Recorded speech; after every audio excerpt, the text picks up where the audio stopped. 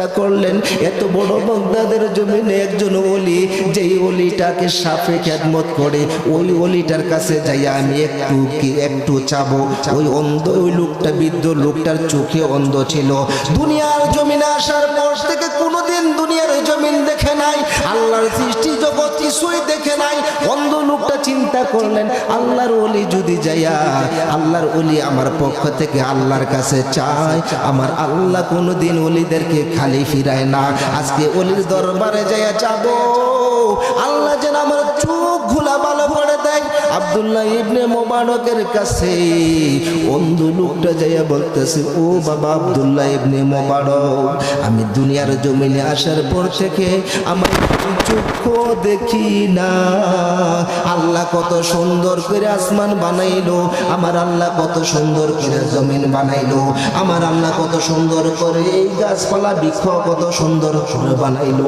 আমি কোনদিন এই হাত, আমাকে আল্লাহ কত সুন্দর হাত দিল, কত সুন্দর চেহারা দিল, কত সুন্দর পা দিল, আমার দুই চোখে কোনোদিন দেখি নাই। ও আব্দুল্লাহ ইবনে মুবারক, আপনি আল্লাহর দরবারে একটু প্রার্থনা করেন, আমার আল্লাহ যেন আমার দুইটা চক্ষু ভালো করে দেয়। এই চক্ষু দিয়ে আল্লাহর সৃষ্টি জগৎকে দেখি আমি একটু শুকরিয়া আদায় করতে চাই। বলুন সুবহানাল্লাহ। আব্দুল্লাহ ইবনে মুবারক আল্লাহর দরবারে দুইটা তিলা বলে, আল্লাহ তোমার দরবারে দুইটা হাত উঠাইলাম, আজকে অন্ধ লোকটাকে তুমি খালি ফিরাইও না। আল্লাহ অন্ধ লোকটাকে তুমি দুইটা চক্ষু দাও, তোমার সৃষ্টি জগৎকে দেখে যেন শুকরিয়া আদায় করে। বলুন সুবহানাল্লাহ। আমার আল্লাহ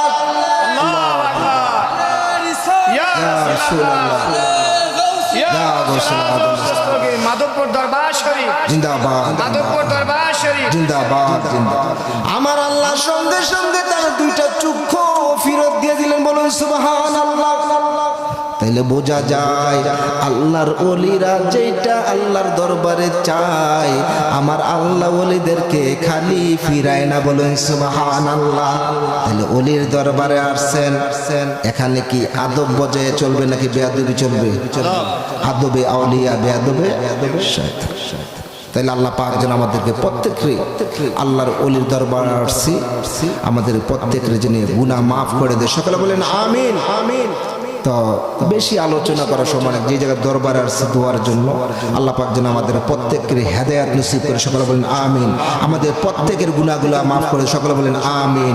যাক, বেশিক্ষণ আলোচনা করব না, আমি এই পর্যায়ে শেষ করছি।